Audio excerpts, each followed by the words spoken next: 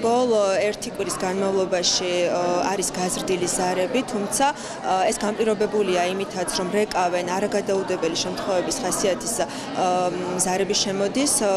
დაახლოებით მხოლოდ როდესაც აქვთ ხველება ან თავის ტკივილი, როდესაც შეუძლიათ, რომ თავად მიმართონ ექიმს, რაც ზრდის ზარებს საგრძნობლად და აფერხებს იმ ზარებს, ვისაც რეალურად სჭირდება გადაუდებელი დახმარება. შინაგან საქმეთა სამინისტროს გადაუდებელი დახმარების ოპერატიული მართვის ცენტრი 112 შექმნილი ვითარებიდან გამომდინარე მუშაობს განსაკუთრებულ რეჟიმში,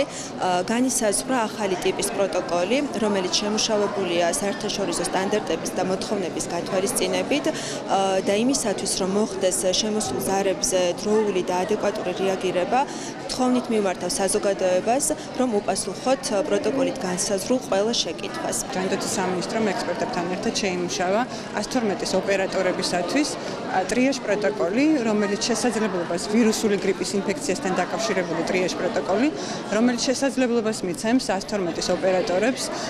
განასხვავონ, კლასიფიცირება მოახდინონ კრიტიკული შემთხვევების, რომლებიც საჭიროებენ სასწრაფო სამედიცინო დახმარებას და მათთან აუცილებელ რეჟიმში გავა სასწრაფო სამედიცინო დახმარების ბრიგადა. ის მდგომარეობები, რომლებიც არ არის კრიტიკული, ის ზარები იქნება გადამისამართებული საოჯახო მედიცინის ცენტრებში. ვირუსული გრიპის სიმპტომების გამოვლენისთანავე მიმართა მოსახლეობას, რომ პირველ რიგში მიმართონ თავიანთ ოჯახის ექიმს, მიმართონ თავიანთ სამედიცინო დაწესებულებას, სადაც ისინი არიან დარეგისტრირებულები, ხოლო თუ კი ისინი თვლიან, რომ ვირუსული გრიპის ინფექციის გართულებასთან აქვთ საქმე და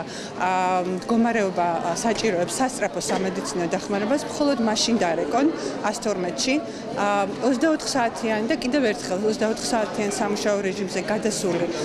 საოჯახო მედიცინის ცენტრები ღამის საათებში, ვიმეორებ ღამის საათებში მიიღებენ იმ პაციენტებს, მხოლოდ რომლებსაც აქვთ ვირუსული გრიპის ინფექცია.